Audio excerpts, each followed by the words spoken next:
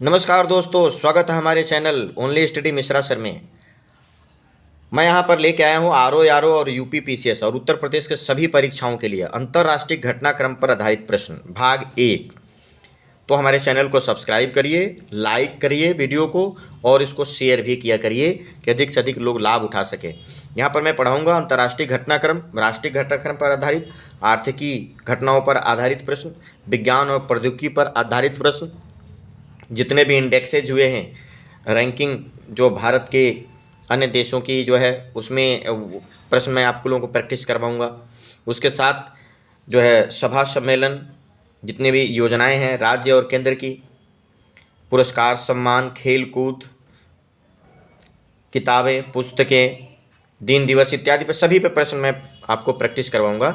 हमारे साथ जुड़े रहिए, चैनल को लाइक और सब्सक्राइब अवश्य करिए। चलिए हम शुरुआत करते हैं पहले प्रश्न से। अंतर्राष्ट्रीय घटनाक्रम पर आधारित प्रश्न भाग 1 महत्वपूर्ण प्रश्न है, सारे प्रश्न अंत तक देखिएगा।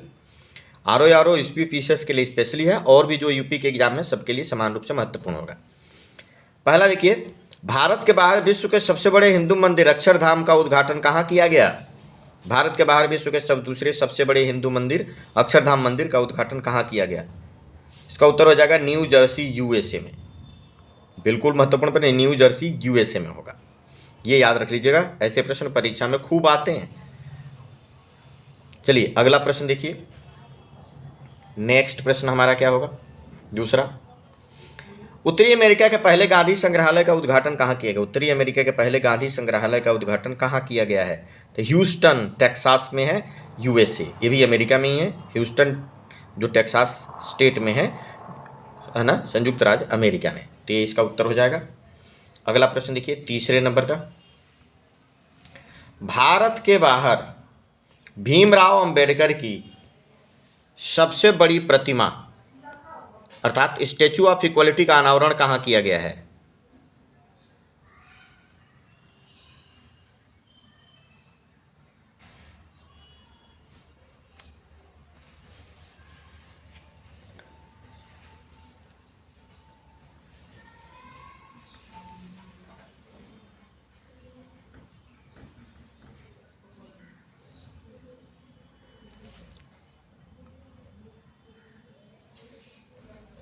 भारत के बाहर भीमराव अंबेडकर की सबसे बड़ी प्रतिमा स्टैचू ऑफ इक्वालिटी का अनावरण कहाँ किया गया है?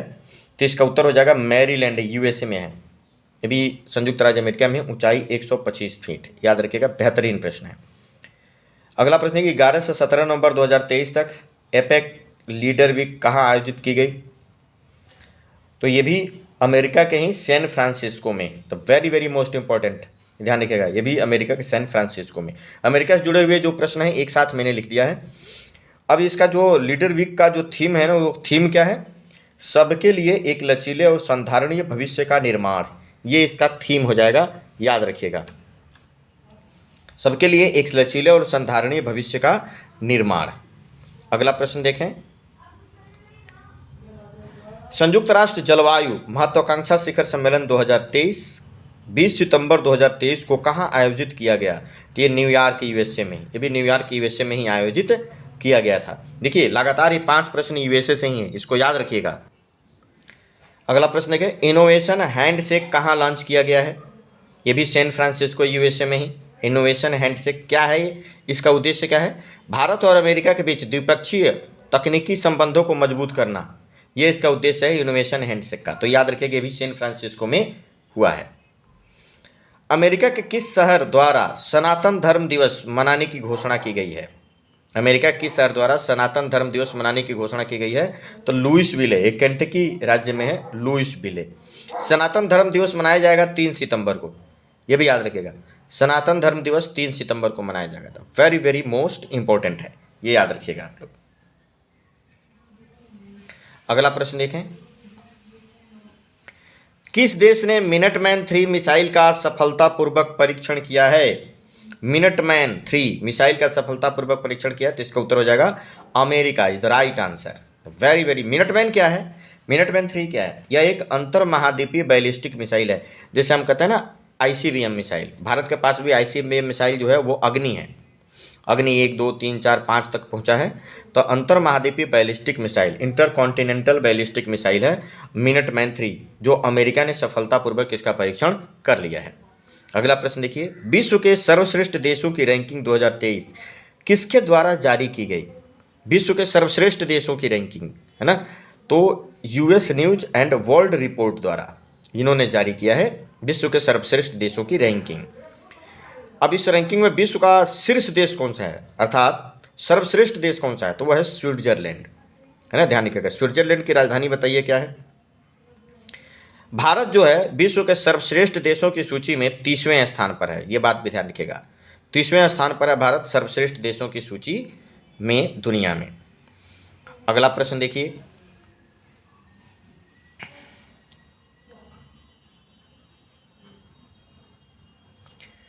प्रधानमंत्री नरेंद्र मोदी ने किस देश में भारतीय दूतावास स्थापित करने की घोषणा की है? किस देश में भारतीय दूतावास स्थापित करने की घोषणा की? Timor Leste, Timor Leste. अगला प्रश्न देखिए, विश्व प्रतिभा रैंकिंग 2023 किसके द्वारा जारी की गई है? तो international institute for management IMD द्वारा, international institute for management and development IMD ने विश्व प्रतिभा रैंकिंग जारी की है।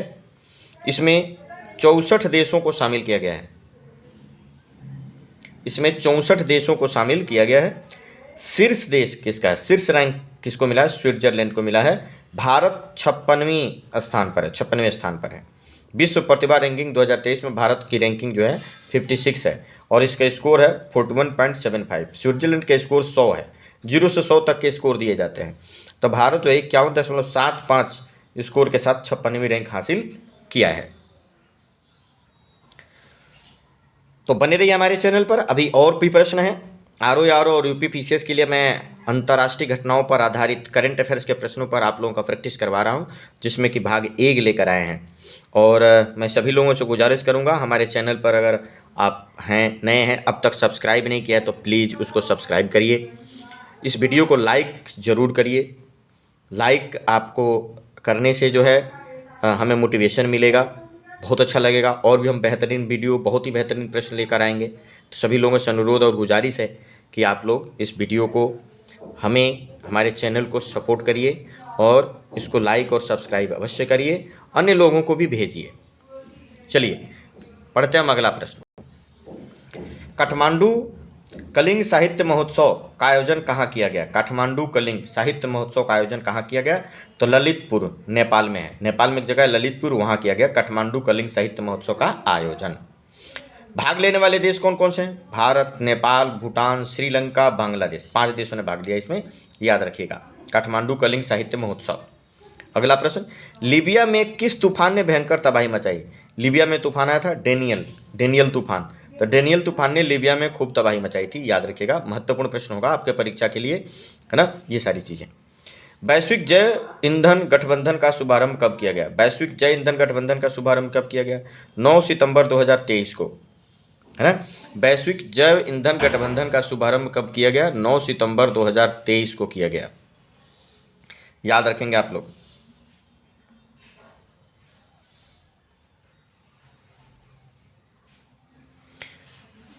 वैश्विक जैव ईंधन गठबंधन का शुभारंभ 9 सितंबर 2023 को किया गया।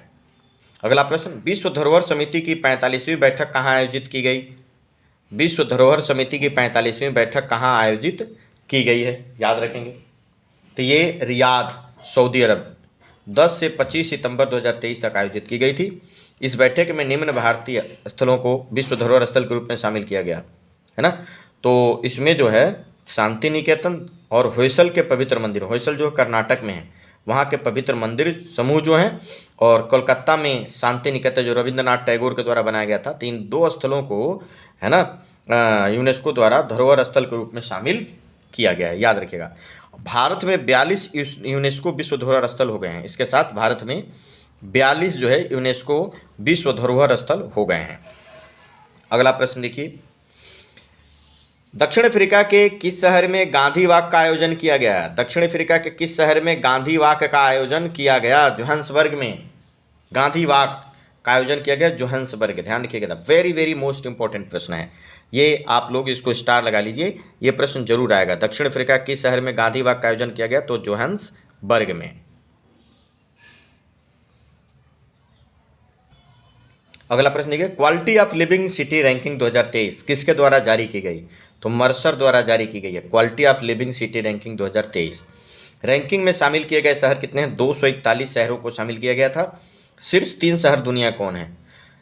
दुनिया का शीर्ष 3 शहर है वियना, ऑस्ट्रिया की राजधानी है वियना, ज्यूरिख स्विट्जरलैंड में है, और ऑकलैंड न्यूजीलैंड में है। तो दुनिया के 3 quality of living city ranking है जिसमें शामिल किया गया है। पहले नंबर पर वियना, दूसरे पर ज्यूरिख और तीसरे पर ऑकलैंड, याद रखिएगा। अब इसमें 7 भारतीय शहरों को शामिल किया गया, 7 भारतीय शहरों को शामिल किया गया। तो 7 भारतीय शहर कौन से हैं? देखिए, हैदराबाद तेलंगाना में 153वां ओवरऑल रैंक है, भारत में पहले नंबर पर है। पुणे महाराष्ट्र ओवरऑल रैंकिंग 154वां है। बेंगलुरु कर्नाटक 156वां ओवरऑल रैंक है। चेन्नई तमिलनाडु 161वें स्थान पर। मुंबई महाराष्ट्र 164वां स्थान। कोलकाता बंगाल 170वां स्थान, और नई दिल्ली जो है 172वां स्थान पर है। तो ये भारत के 7 भारतीय शहरों को इसमें शामिल किया गया था। अगला देखें,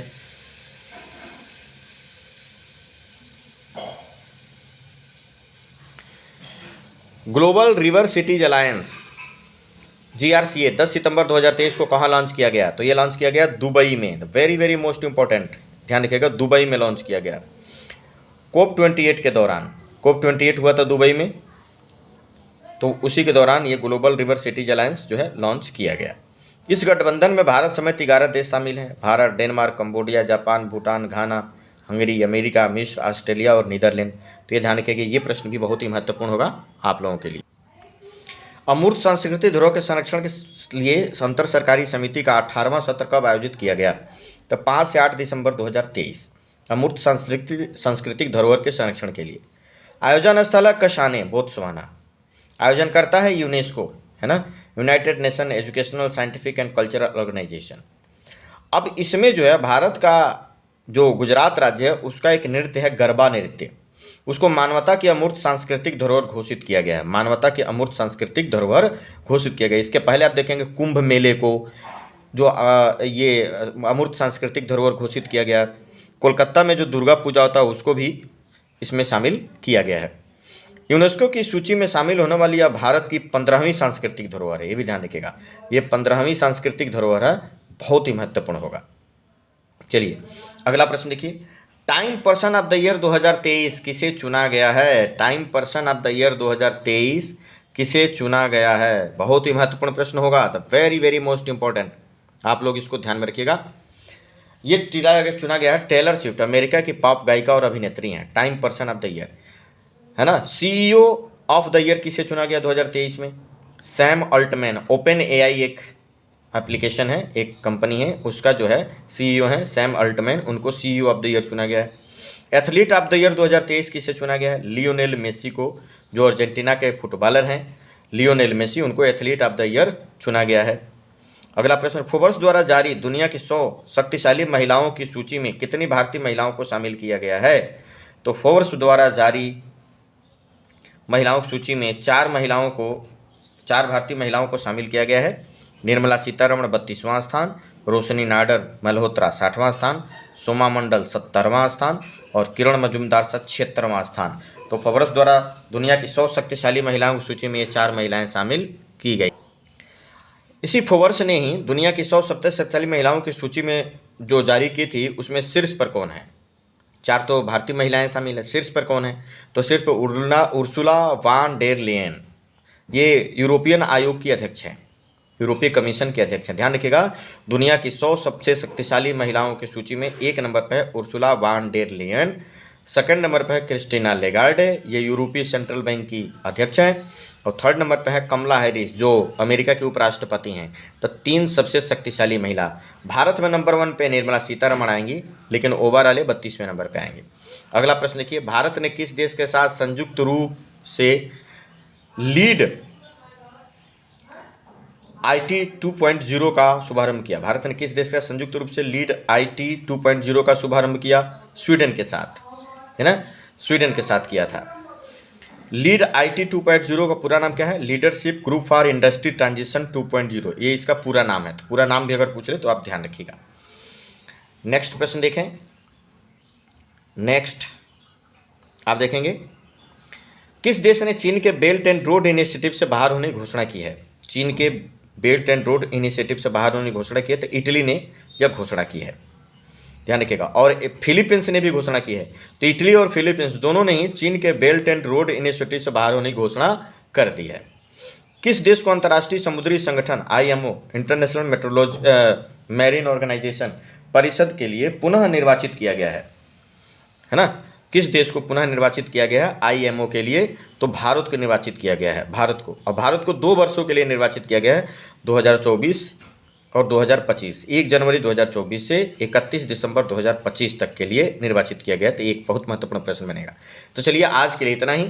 हमारे चैनल पर लास्ट तक बने रहने के लिए बहुत बहुत धन्यवाद। आप लोग इसको लाइक शेयर जरूर किया करिए। चैनल पर नए हैं तो सब्सक्राइब अवश्य करिए। वीडियो को देखने के लिए बहुत बहुत धन्यवाद। जय हिंद, जय भारत।